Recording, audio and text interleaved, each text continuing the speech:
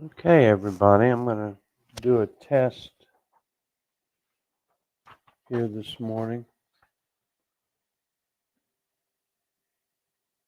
I want to see. Yeah, here we go.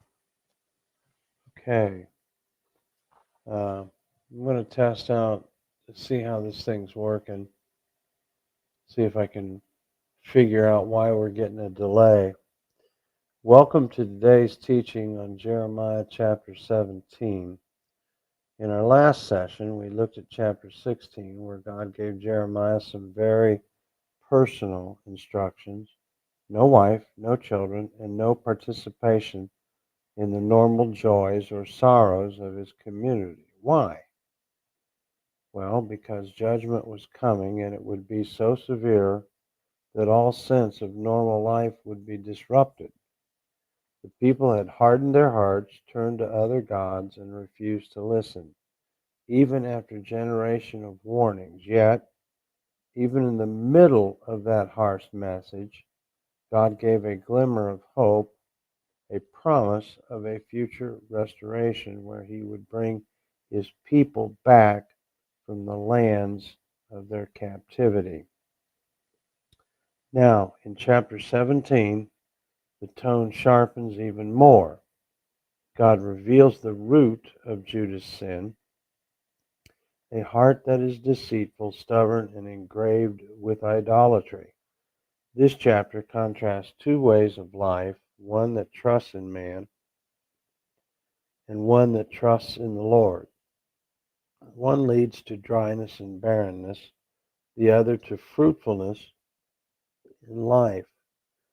We'll also hear one of Jeremiah's personal prayers where he cries out for justice, healing, and strength in the face of his persecutors. So let's dive into this powerful chapter, a message not only for ancient Judah, but for every generation that struggles with trust, idolatry, and the condition of the heart.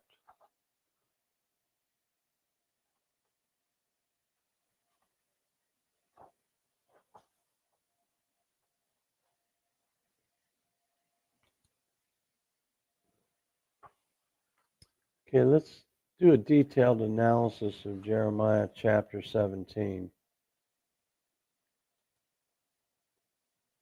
He talks in verses 1 through 4 about the sinful condition of Judah.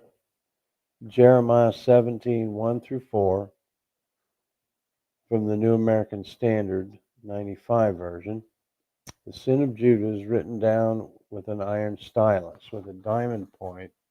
It is engraved upon the tablet of their hearts and on the horns of their altars. As they remember their children, so they remember their altars and their Asherim by green trees on high hills.